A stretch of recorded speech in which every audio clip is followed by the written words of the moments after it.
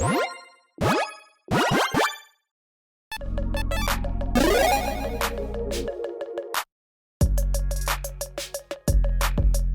everyone, Mitch coming in for the Commander Core studio with an inconsiderate player that decides to cut my deck, take a card, and flip it upside down just to mess with me when I draw that card upside down because I cannot stand that.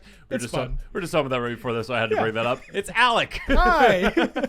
Oh, he didn't even let me cut this time. If you don't like when players if you like your deck completely like in one direction, like every card faces the same direction, do not let Alek know that, or every single time you offer a cut, you will be getting at least one card back in reverse. Oh, you love it. Just don't. It's always so much fun to try to figure out what card it is that I get to. It's like, oh, great.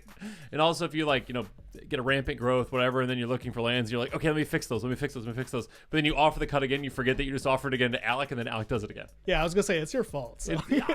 Never. Okay, here's the solution. Never offer cuts to Alek. The one time you blame Alek.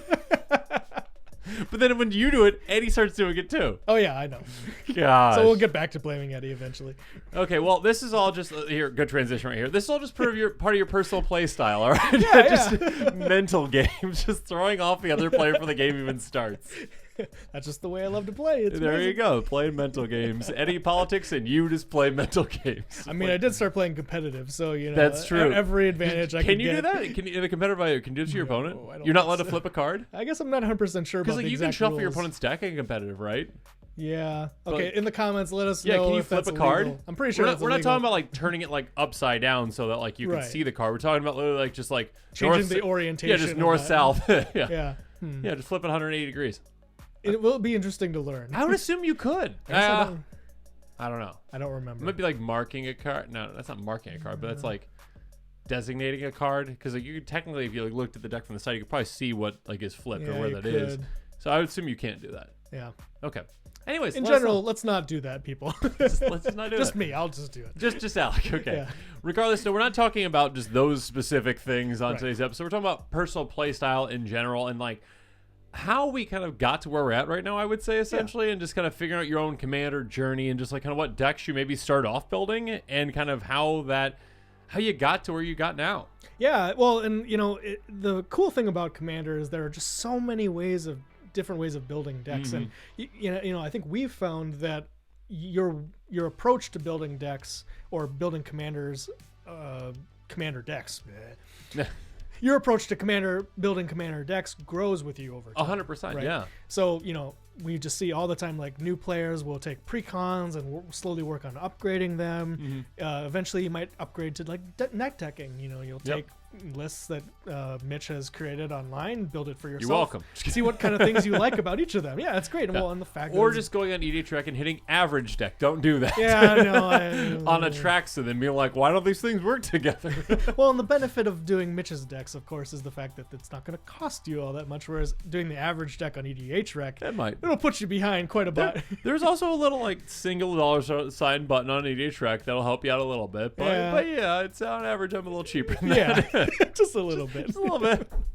But there are players that will focus a commander deck based off of the favorite legendary creature that they drafted recently, or take one of the main benefits of Universes Beyond is you have a character from a particular fan base or thing that you absolutely love. Great to build a commander deck around that particular character to kind of have that as your identity.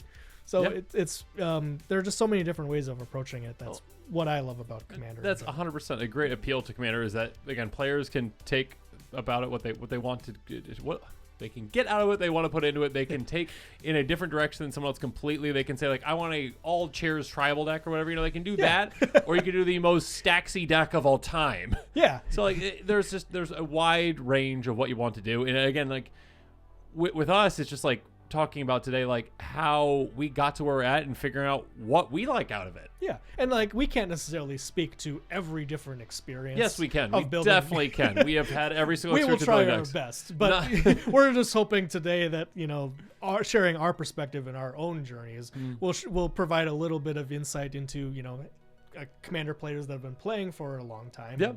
maybe even over a decade, that see where you start and like what lessons we've learned over the Yep. course of time of playing for this long. Absolutely. There's no like end to it either. I mean, I guess if you ever kind of finally put commander down, then there would be the end to it. Right. But like right now, like again, like is my playstyle going to be the same today as it is 6 years from now? Probably not. I'll probably be doing staxy things. Well, yeah, and it's cool. It's to the natural know evolution. Well, exactly, and it's cool to know too that we have just so much more to learn, even from this standpoint. So yeah, and new strategies could come up too, or new types of commanders. So yeah, you never know. But yeah, okay. So we're going into your list. I see that. There's a big, scary commander that I actually recently did a deck tech on. Let's talk about Animar and what is up with your Animar. Yeah, so this is actually my first commander. So this is how I got first introduced to commander. I believe I read a Sheldon Minery deck tech on his Animar list, and not knowing anything about commander, I was like, this seems like a cool place to start. It was an incredibly powerful place to start. Yes, but cost reduction. Who knew? It really intrigued me into this concept of not only are we looking ways to like build the best creature possible, because again, I started in competitive, standard and modern, but also you've got like more unique strategies of like bouncing creatures that you may not have really done much before in like a more constructed, focused deck. So you mean Ancestral Statue wasn't a modern staple? Nah, not quite yet. But despite the more unique aspect to me at the time, was definitely considered more like meta commander, or a commander right now that's just played a lot, or is a kind of a staple of the commander format per se.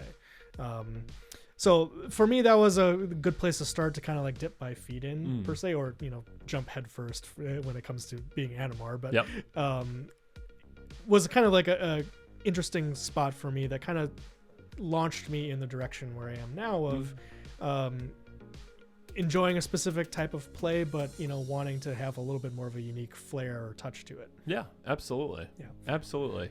And where did you start again? I started off with Rishkar, actually, is mine. Okay. I started with Rishkar. I was always a green player growing up, and I was like, oh, cool, okay, I like mana and getting big creatures out, essentially, counters, so great. And then I quickly realized that it's obnoxious to try to put counters on 20 different creatures when you have just all these abilities. So like that is not a playstyle I utilize anymore. And I really respect players who can play counters very effectively and very quickly, because I cannot. Yeah, because after a certain point, it's just like simply like I'm sitting down to have fun. Yeah. Right. And sometimes for some players, putting a billion billion game actions of putting dice on creature cards is not fun anymore. Yep, that's just it. I lost it for me, but yeah, that's when you actually, when you're playing, you're just like, okay, Alek, you know what? Since you're flipping my cards upside down, the least you could do is actually just manage my counters for me when I'm doing things. So I'm just gonna play these cards. You manage my counters. Thank you. I will happily do so. Yeah.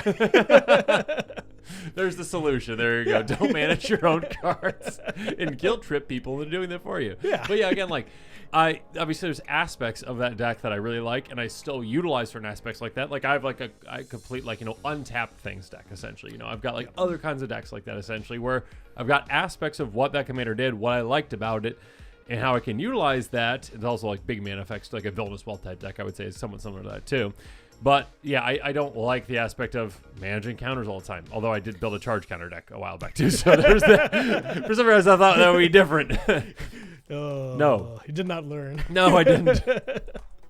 But yeah. But then like taking a step beyond that first deck, I ended up building a couple more decks focused on abilities of the commander. Yep. So Shirei Shizo's Caretaker was my next deck, followed quickly by Omnath Locus of Rage. And Shirei obviously was a little bit more unique for the time, just given the fact that it had a very specific stipulation that you had to meet to make the creatures reanimate. And Omnath being a very typical standard landfall strategy. But they were both elements where I was like leaning into like, I really like this format because I can focus on what the commander does and how it impacts the game as a whole.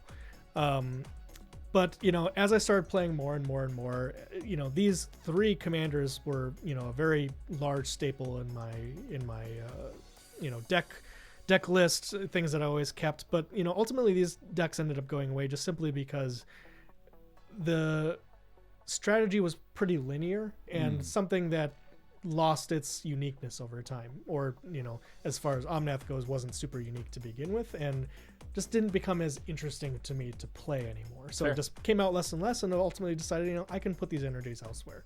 Yeah, and I think that's kind of the the first step in the journey. I guess second step. The first step is building decks. The second step kind of in your commander journey is like decide to take something apart, which is tough because you spent time, energy, you got memories with it too, and it's like being like, okay, like I don't find myself picking up this deck anymore. Like, should I just take it apart and utilize the parts for elsewhere? Yeah. Well, and there's an element of been there, done that. Not that that's a negative thing. It's but you've learned your lessons, like you said. You've done what you wanted to with the deck, and at a certain point, it's time to shelve that. Maybe let someone else take the opportunity to play it. And not that I say that anyone shouldn't play these commanders. Yeah, they're great. No, commanders. we're saying these 3 should be banned. Actually, is what we're saying. Especially the uncommon trace. Those characters. I've banned myself from playing it, but anyone else can play there it. There you go. Fine. Banned as commander for Alek. Yeah.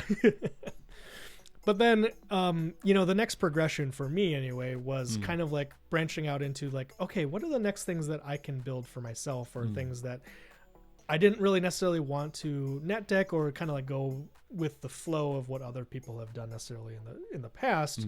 And so that led to my Breya deck and then my cycling deck with Kaidel and Ravos. So cycling was completely built on its own. I think I've mentioned this a couple of times, but with like the release of Amonkhet, I was really into cycling. Oh yeah. And so I decided, and so like, hey, I'm going to build a cycling deck all on my own. I want to figure out like the best strategies and the best ways to make this work, and ended up putting a shell together after lots of trial and error. If you haven't seen it, there are disgusting things that you can do with the cycling deck when you are very focused in yourself.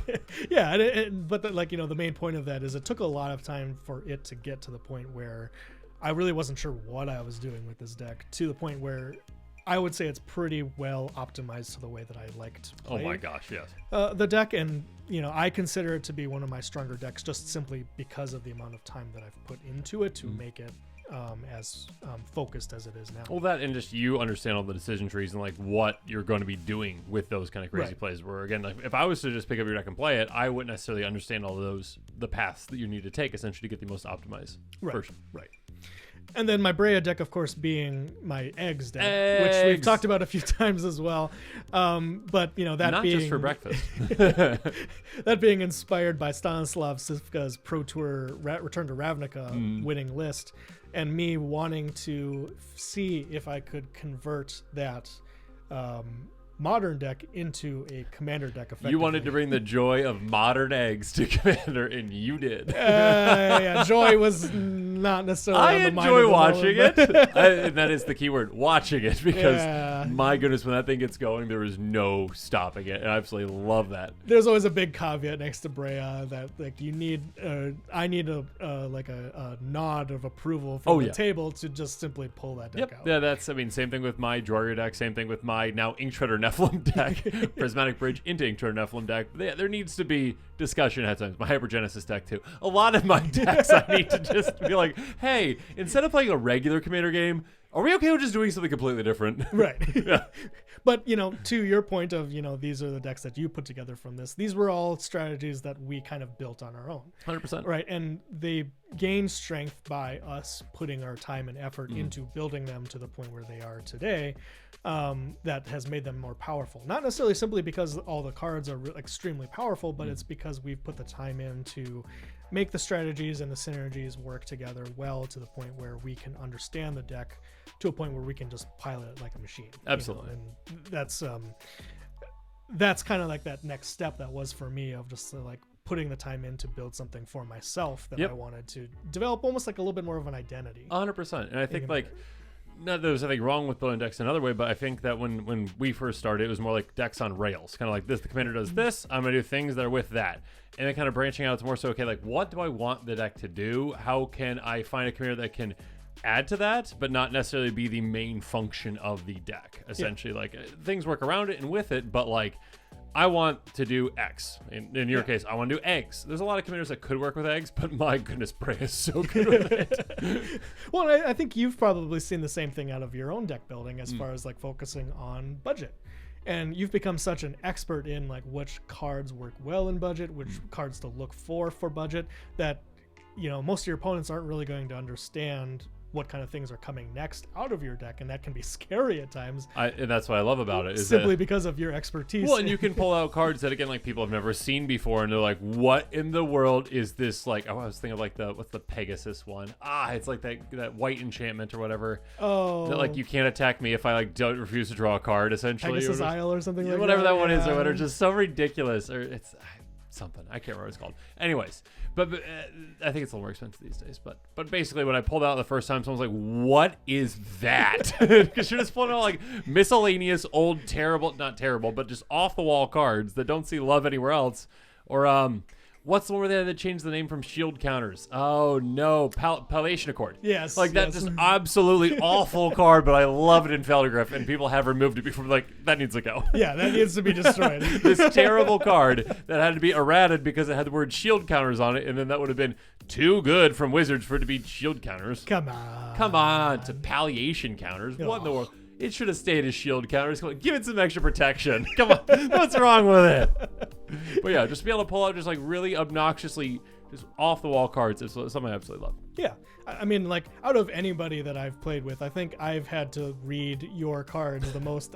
See, this is why I flipped it around the other way in your deck. It's like you were reading it. We might as well just be, showing your cards in a way that everyone can see, except for you.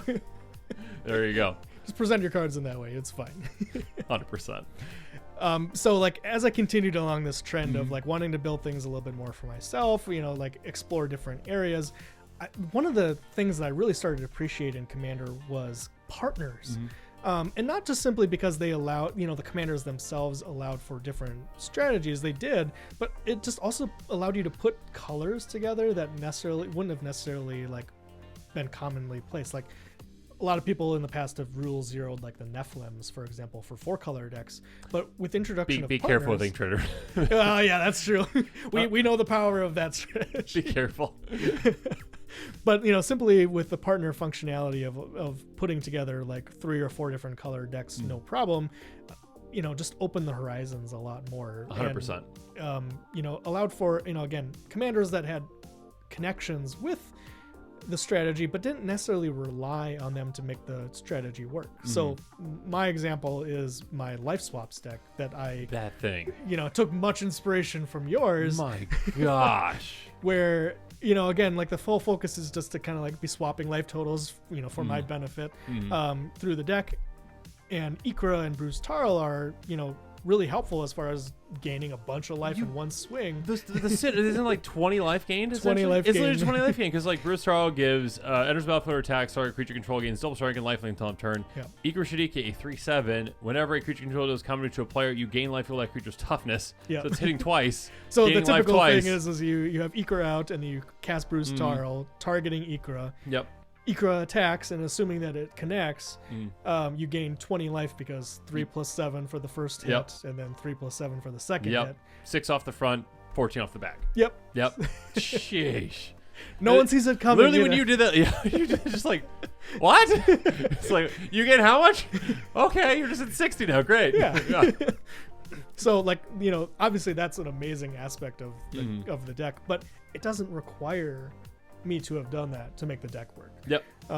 Which it allows me to have more flexibility and functionality within the deck itself of different strategies that I want to pull off that isn't dependent on the commanders 100%. specifically printed for that purpose. Absolutely. And what I've kind of come to realize over the years too is that there are times where I absolutely love just building around a singular card like a Villainous Wealth or like a different kind of effect, like again like Enchant Aura lands, like because those are just garbage cards typically, and like I built an entire deck around them because they're fun.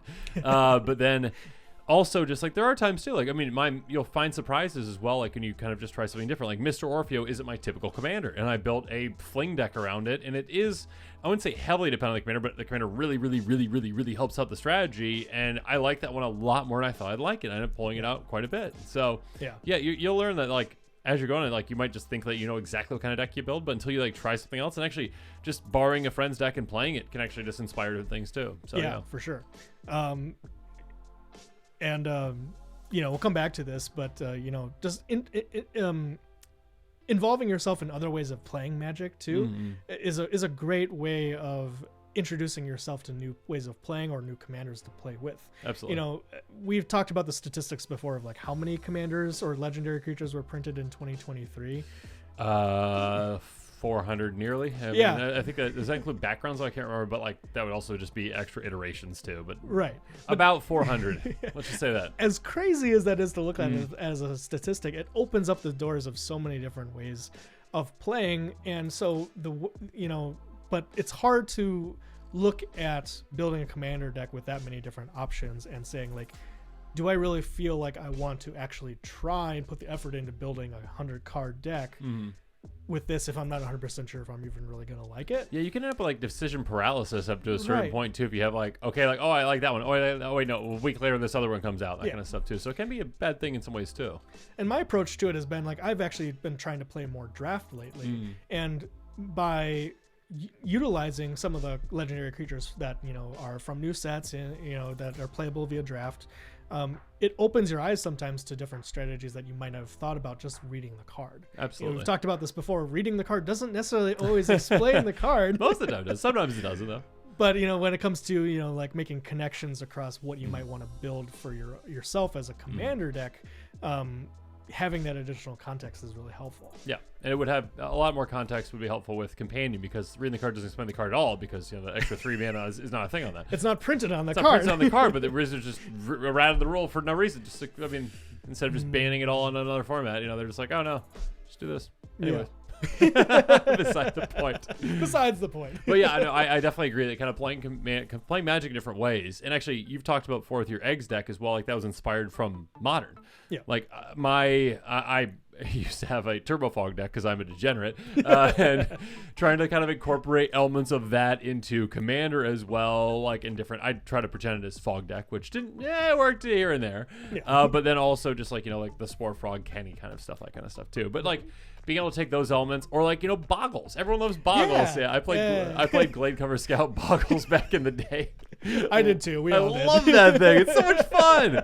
Because it's just like turn one and your opponent goes, oh no. It's you. Well, it's because, you know what? They've got the expensive deck over there, okay? I don't feel bad for beating with my $10 Boggles deck that you can't interact with, okay? I'm pretty sure Boggles are more expensive nowadays. I had a Gladecover Scout, Witch Stalker, Orzhov's Gift, or Gift Orzhova, whatever it is. Yeah, like those kind of cards. That Armadillo Cloak, very budget friendly. Ethereal Armor, very budget friendly, all right? But yeah, could I turn 4 take you out? Absolutely. 100%. Absolutely. And that's your fault for playing an expensive deck. Yeah. But yeah, trying to kind of like find like elements that I liked from those things and like incorporating them here, and also like my favorite deck when I was a kid was Intruder Alarm, Obnoxiousness, and like I'm sure there's elements of that are kind of like I just like trying to find obnoxious ways to make a big amount of mana. Like with my Garth deck, that's kind of a way to do it. Yeah. So, well, and in that way, that mirrors a little bit of my own experience too. But more recently, I've gotten to the point where I'm kind of slowly moving away from the specific commanders, defining the identity of the deck. And kind of continuing to shift a little bit more. Like I love Arden.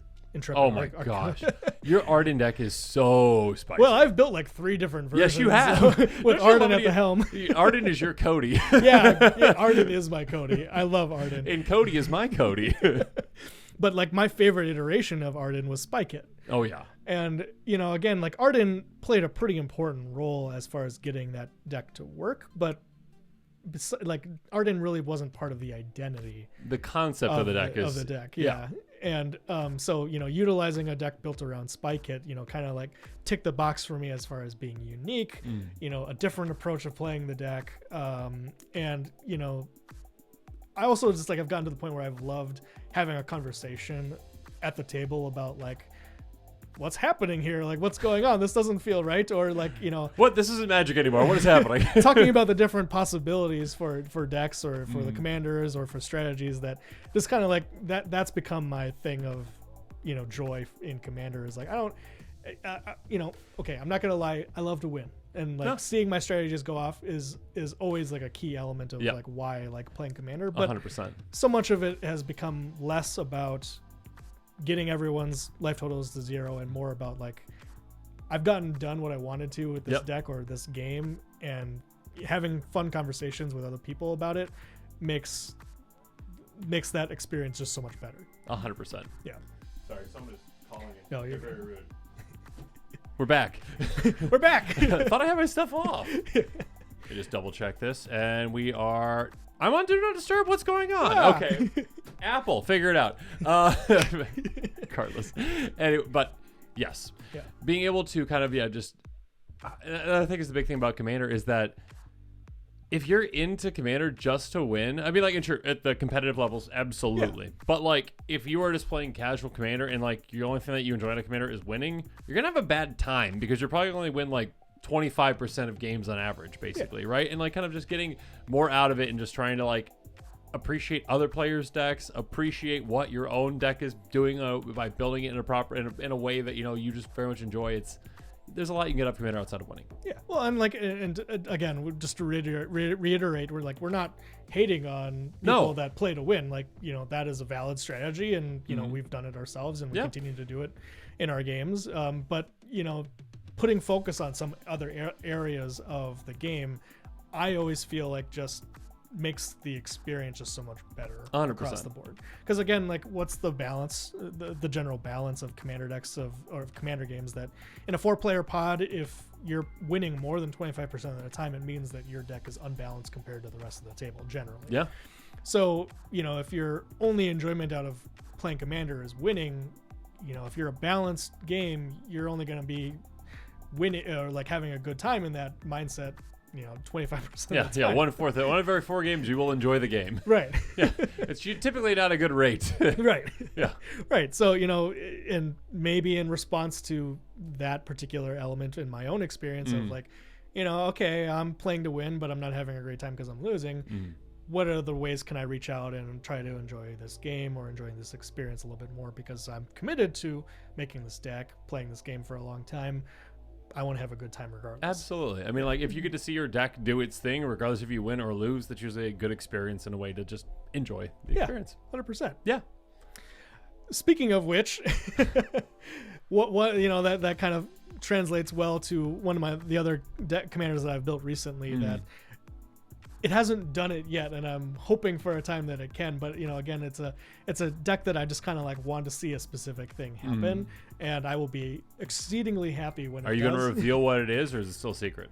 No, it's fine. Okay. Okay, so this is my Smeagol Helpful Guide deck, and this is a little bit more of a unique commander as well, just given the fact that I've built this in a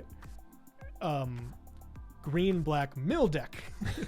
Yes. Yeah, and like obviously Smeagol's ability has an element of mill in it intrinsically, right? So like I'm trying to trigger the ability as often as I can to get more lands, mill my opponents, but also get more lands onto the battlefield for myself. Yep.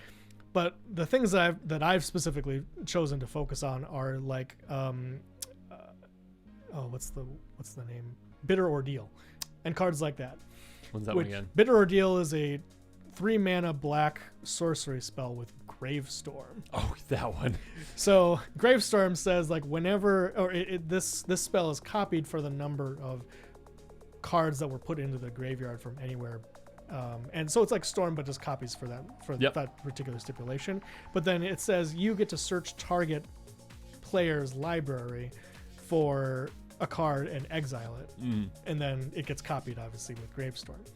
The idea for this deck with Smeagol is to, like, obviously Bitter Ordeal is great for removing key elements of your opponent's strategy in their deck. Like their lands. But yeah, that's for Smeagol. All I care about is getting lands. Yep. So once they're out of lands in their entire deck, that means that Smeagol can finish milling them off. 100%. And then they're done. So again, this is a strategy where I don't really necessarily care if I'm winning with this. Obviously, like, if I get this to happen, it'll likely win, but I just want to see it happen. Absolutely. And there's an element where like, you kind of question, like, okay, is this deck going to survive doing this? But it's at the point where I'm exploring a new direction, a new approach, and I'm enjoying it so far. Absolutely. It's a joy of finding out. Now, does this work? Yeah, for sure. Goodness. The next one that you have up here, Hogak. This might be the most unique deck I've ever seen.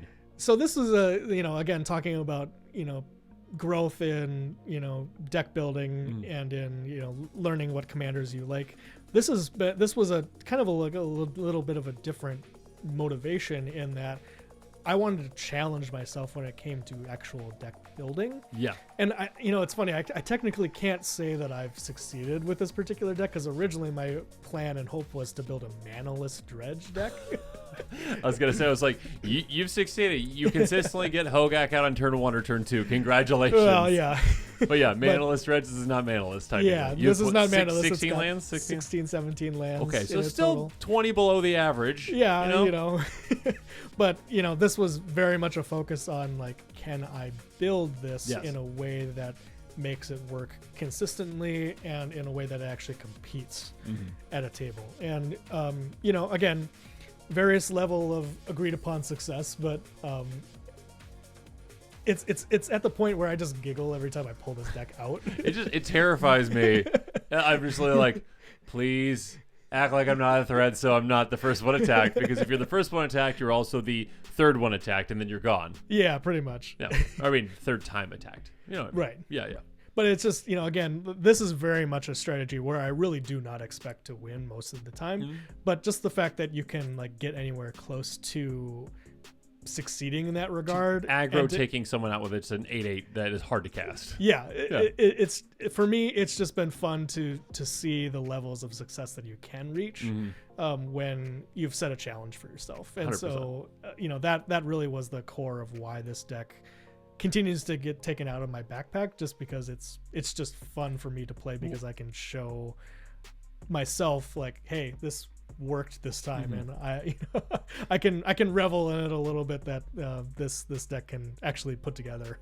100%. It's a beautiful build. If you haven't seen it yet, make sure you check it out. And it's one that like when you do pull it out and there's some at the table I know who hasn't played with against that, I'm just like, oh, just wait for this. Because it's also just it's amazing to see the look on their face and how this thing works. Right. And again, how you're playing with no hand, 2 lands, and you have an 8/8, and you're dominating the board right now. It is also, to be fair, one of those decks kind of like Brea where I have to ask the table, like, is your deck fast enough to compete? Are you okay with potentially losing on turn 4? Right. So that is an element where actually turn it's 3. important you could probably take someone on turn 3, probably, right? Because you could berserk technically. Berserk, yep. That would work. Yeah. Yep. And so that kind of like brings us to a little bit of a caveat of social element of the game. Yep. There are oftentimes 3 other people at the table, and so we've talked about those situations where you have 20, 30, 40-minute turns. Yep. With eggs, with Joyra. Yep. Where at a certain point, if we're caring about the social structure of the game, building a deck simply to make yourself happy isn't always necessarily going to be the right approach. Unless you don't care about the feelings of others, then you're completely fine. Yeah, then it doesn't matter. And there you go. But you have to decide for yourself like Exactly. what's appropriate. But I feel like at least for our group, we've reached a decent equilibrium. I think so. And again, if there are those kind of wacky off the wall games where we're all like, yeah, let's just all pull out whatever obnoxious deck we have and we'll just see what happens essentially, then absolutely it's fine. And I found that now Ink Shredder's in there too. So yeah. Well, and like at a certain point, like there's a lot of conversation we've had before of like when you go to a random LGS instead of a random pod, like what does that rule 0 conversation look like? And I think at least for me, the important thing has come down to is like, do I feel good about how I've represented myself at the table in this particular game? Like if I sit down at a table of people full of precons and I pull out Brea, is that going to make me feel better at the end of the day knowing that I've just squashed them on turn 3? I can't picture you doing that. And so like, but this is the element of self-discovery of having played this game for this long. Of I'm going to play this Morph Precon. I'm going to play this Karlov Precon. I'm going to play eggs. Now sit and watch something that you don't understand for 30 minutes. Right.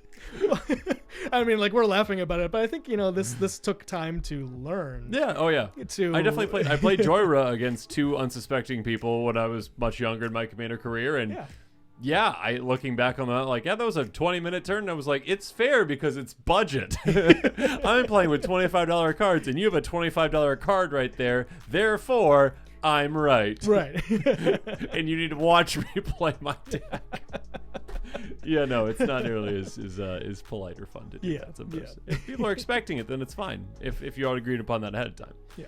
But yeah. But I think like this is kind of we've reached to the point where like this is kind of like where we're at currently. And like, you know, as we mentioned before, like we're excited to kind of see what things we continue to learn over time. 100%. And looking forward, you know, I don't know about you, but I was particularly inspired by a lot of the cards that were printed in Murders of Markov. There's a lot of really cool ones, absolutely. And, you know, a lot of different strategies that were a little bit more unique compared to like what we typically see out of a main set. You know, like, for example, Lost Caverns of Ixalan was great and had a lot of new legendary creatures, but I didn't feel like a ton of them had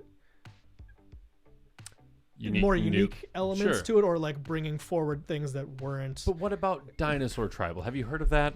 I have. Everyone's heard of Dinosaur Tribal now. Are you sure? Everyone has that one guy that's just like dinosaurs. Dinosaurs dresses up as a dinosaur. Yeah. Yeah. Yeah. And then you know, brings the dinosaur deck. Yeah, Dan. Not that it's bad, but you know, to each their dinosaur own. But you know, for me, I wasn't super inspired by most of the legendary creatures that were printed in Lost Caverns of Ixalan. But Murders brought a lot of really cool decks. So like commanders. So I'm looking at like Anzrag. I'm gonna be terrified when you pull this one out if you do. Massacre Girl, Judith, and Marvo. Oh my gosh, those are just like a few elements where like they bring forth like unique strategies or strategies that you haven't really seen much before. Like Anzrag is like I fully expect to see lots of Anzrag, but just the fact that it puts focus on like fog, which didn't see a ton of play before now, or just like pyromancers that tap to deal damage.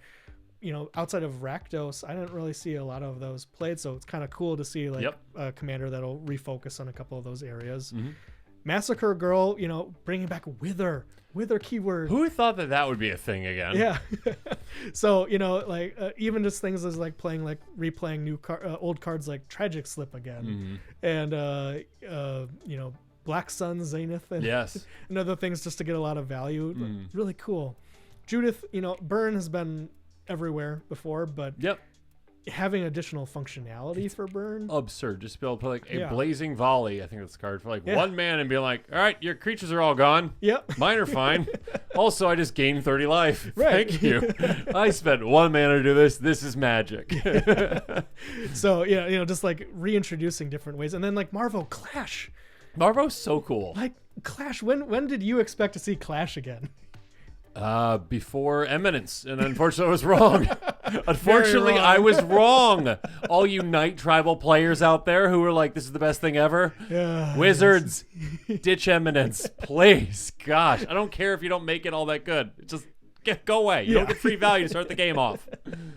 But yeah, you know, Clash coming back, but then also just like a more of a unique deck building experience of like balancing out you know, that 8 CMC part of like Marvo's ability. Like, okay, what can we get away with from a deck building perspective? Absolutely. So these are the kind of cards that just really excite me looking forward, and I hope that they continue to print things like this, just because it may not be new, it may not be super unique, but it brings back things that are exciting to players that have done things have been around for a while, or you know, just kind of focuses on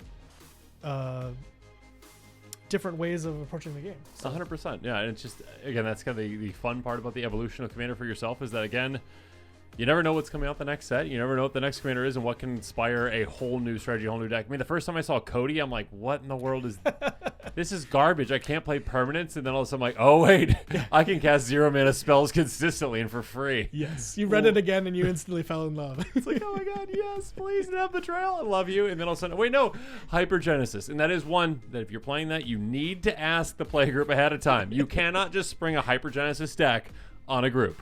Right. Be like, no, we're doing this now. Everyone just dump your hand into play. So yeah, being able to kind of just, seeing a completely new commander that just, again, many players might play in a certain way, and other ones, like Prismatic Bridge, you might just decide to take it a completely different way. So just being able to just, again, put your own twist on something, your own spin on something, I think is something you learn over time. For sure. Yeah.